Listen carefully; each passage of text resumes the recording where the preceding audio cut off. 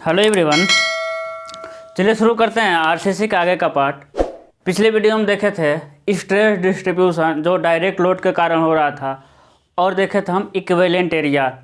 Equivalent area का main मकसद क्या था कि हम पूरे आरसीसी सेक्शन को क्या मान के स्टडी करते हैं, होमोजीनियस, है ना।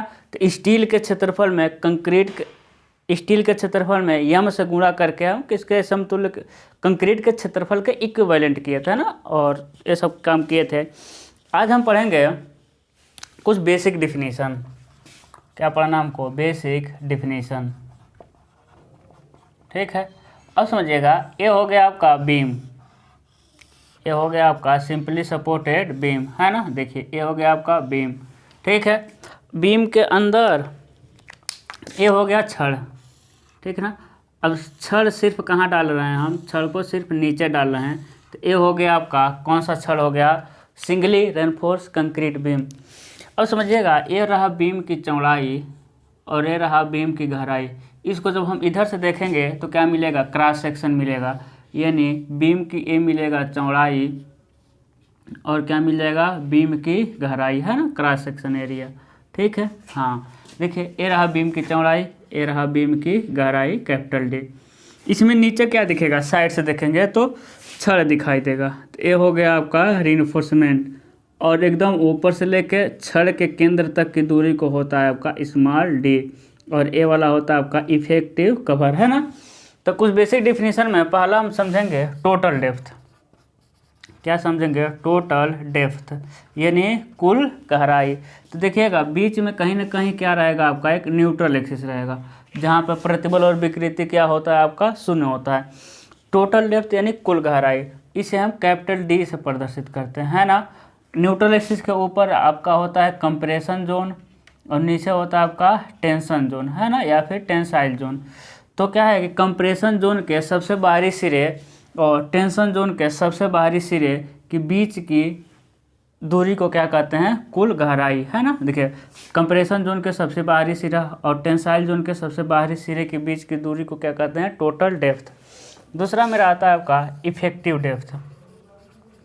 क्या मिलता है? इफेक्टिव डेप्थ, है ना, यानी प्रभावी गहराई। इफेक्टिव डेप्थ को स्मॉल डी से प्रदर्शित करते हैं।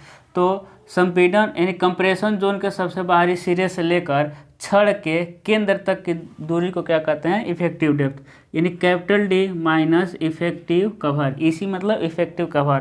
तीसरा हम समझेंगे कि इफेक्टिव कवर क्या होता है। क्या समझेंगे? इफेक्टिव कवर क्या होता है।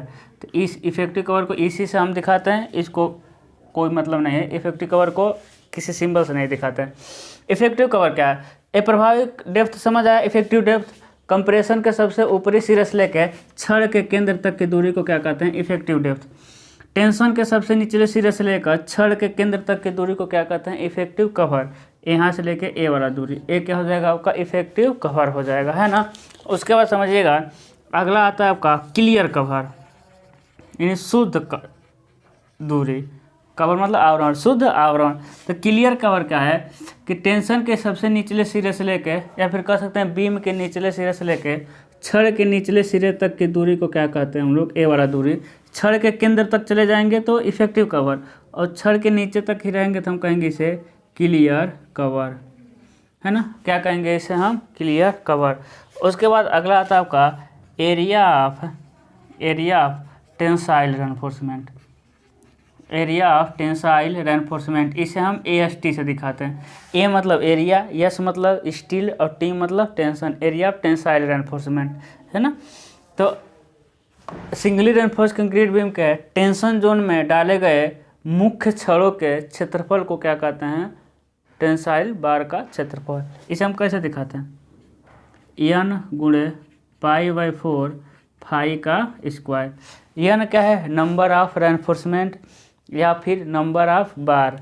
तो नंबर ऑफ बार यहाँ या नंबर ऑफ रेनफोर्समेंट कितने दिख रहे हैं? 3 दिख रहा है। फाई क्या है? डाया ऑफ बार या डाया ऑफ रीइंफोर्समेंट का व्यास या डाया, ठीक है। तो ये बेसिक चीज़ है।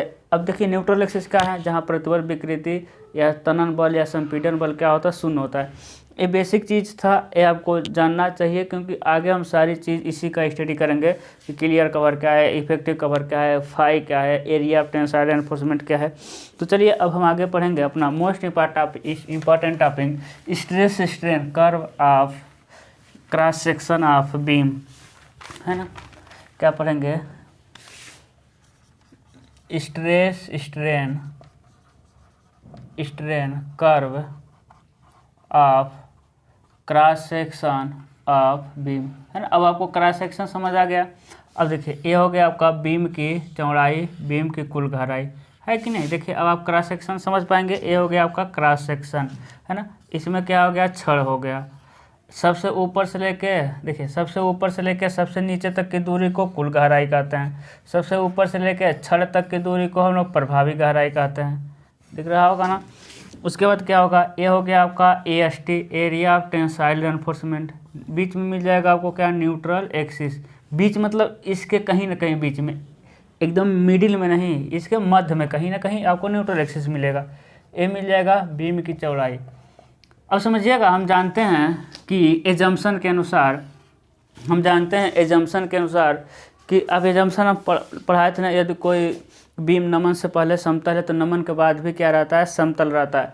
तथा उसके, है ना, बीम के क्रॉस सेक्शन में जो विकृति होता है वो न्यूट्रल एक्सिस से दूरी के समानुपाती होता है ना। एजम्पशन है। अब खुद समझिए, एक बीम है ना, एक क्या है आपका बीम है। जब इसका बेंड होगा तो बीम का बेंडिंग कैसे होगा? इस बीम का बेंडिंग ऐसा ही तो होगा, है ना। बीम का क्या होगा? बेंडिंग ऐसा ही होगा। तो बीम का बेंडिंग ऐसा हो गया तो बीच में कोई ऐसा एरिया है, मतलब ऐसा आपका सरफेस है जहाँ क्या रहता है? प्रतिबल विकृति शून्य होता है, यानी इसे कहते हैं न्यूट्रल एक्सिस, है ना। तो हम कहते हैं न्यूट्रल एक्सिस में से ऊपर जाइए और न्यूट्रल एक्सिस से नीचे जाइए तो कहाँ सबसे अधिक विकृति मिलेगा? कहाँ सबसे अधिक डिफॉर्मेशन हुआ है? तो आप कहेंगे सर इससे सबसे बाहरी सिरे पर क्या होगा? डिफॉर्मेशन 0, मतलब सबसे अधिक होगा, है ना। बाहरी सिरे पर, न्यूट्रल एक्सिस के ऊपर बात कर रहे हैं, बाहरी सिरे पर डिफॉर्मेशन सबसे अधिक होगा। तो बाहरी सिरे पर डिफॉर्मेशन हमको हम मान ले रहे हैं इतना। हम कहेंगे न्यूट्रल एक्सिस पर डिफॉर्मेशन कितना होगा? तो आप जानते हैं न्यूट्रल एक्सिस पर डिफॉर्मेशन यानी विकृति क्या होता है? शून्य होता है। उदासीन अक्ष पे प्रतिबल और विकृति क्या होता है? शून्य होता है। तो न्यूट्रल एक्सिस पे क्या मिल गया? शून्य मिल गया। दोनों को हम क्या कर देंगे? मिला देंगे, है ना। नीचे हम कहते हैं नीचे सबसे, न्यूट्रल एक्सिस के नीचे सबसे अधिक विकृति कहाँ होगा? तो सर कहेंगे सर यहाँ होगा।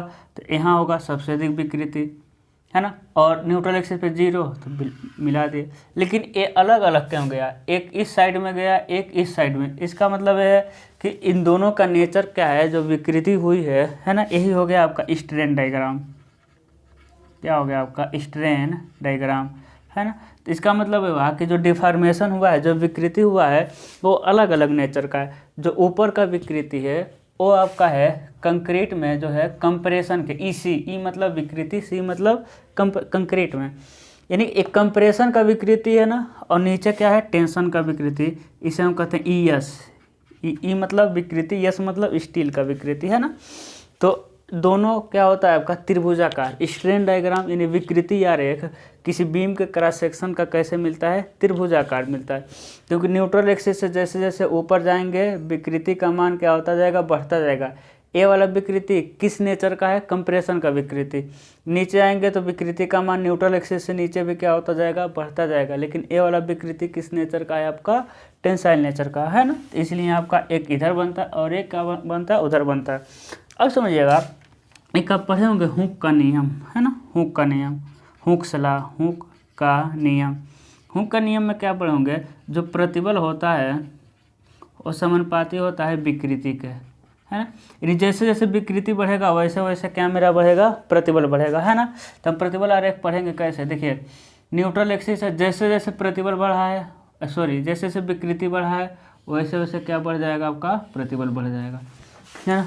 वैसे वैसे क्या बढ़ जाएगा? आपका प्रतिबल बढ़ जाएगा। हाँ, दिखाई दे रहा है, ठीक है। तो जैसे जैसे हुक का नियम कहता है, हुक का नियम क्या कहता है? कि जैसे जैसे प्रतिबल बढ़ेगा वैसे वैसे विकृति बढ़ जाएगा, है ना। तो देखिए जैसे जैसे प्रतिबल बढ़ा वैसे वैसे विकृति बढ़ा। नीचे भी जैसे जैसे प्रतिबल बढ़ा वैसे वैसे क्या बढ़ गया? विकृति बढ़ गया।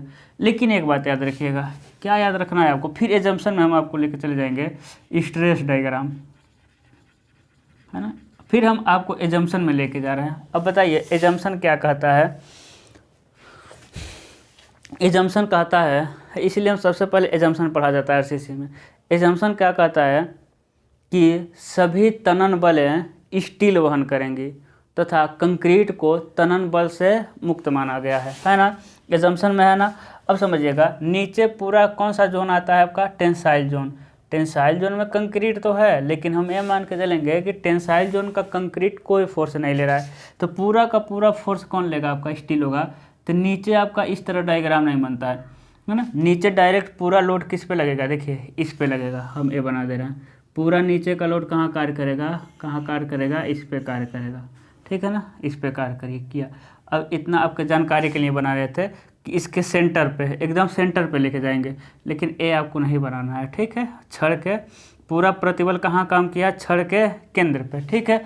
और इसको हम डॉटेड कर देते हैं। तो नीचे प्रतिबल बढ़ता हुआ नहीं मिलेगा कि यहाँ प्रतिबल 0 है और ऊपर का प्रतिबल सिग्मा CBC, इसे हम सिग्मा CB लिखते हैं, है ना। ये नीचे क्या हो जाएगा आपका, सिग्मा ST हो जाएगा। अभी सिग्मा CB सिग्मा ST बता रहे हैं, तो समझ रहे हैं। ऊपर तो प्रतिबल जैसे जैसे ऊपर जाएंगे बढ़ेगा, क्योंकि विकृति बढ़ रही है, प्रतिबल विकृति से अनुपाती होगा। ऐसा भी दिमाग लगा देते हैं, जब धरण बेंड होगा, है ना, जब धरण बेंड हो रहा है तो ऊपर सबसे अधिक प्रतिबल मिलेगा जैसे जैसे ऊपर जाएंगे, क्योंकि न्यूट्रल एक्सिस पे प्रतिबल क्या मिलेगा आपका, 0 मिलेगा। ऊपर जाएंगे प्रतिबल बढ़ेगा, लेकिन नीचे जाने पर प्रतिबल नहीं बढ़ता, क्योंकि नीचे आने पे जो कंक्रीटें हैं वो तो लेंगी तो थोड़ा थोड़ा, लेकिन हम इसको इग्नोर कर देते हैं। हम मान के चलते हैं कि पूरा तनन बल कौन वहन कर रहा है, आपका छड़ वहन कर रहा है। तो देखिए पूरा तनन बल का प्रतिबल कौन दिया है, आपका छड़ दिया है। तो यही था आपका स्ट्रेन डायग्राम, ये आपका स्ट्रेस डायग्राम। ये मोस्ट इंपॉर्टेंट है। आगे हम न्यूट्रल एक्सिस वगैरह पढ़ेंगे, बहुत सारी चीज़ें पढ़ेंगे, तो हम आपको क्या बताएंगे, स्ट्रेस डायग्राम ऐसा बना था और स्ट्रेन डायग्राम ऐसा बना था। अब सिग्मा CBC को समझ लेते हैं। सिग्मा CBC है ना, तो जाएगा आपका सिग्मा CBC। इस C का मतलब होता है आपका कंक्रीट, B मतलब होता है बेंडिंग, और इस C मतलब होता है कंप्रेशन। पूरा क्या होता है इसका हिंदी होता है नमन के कारण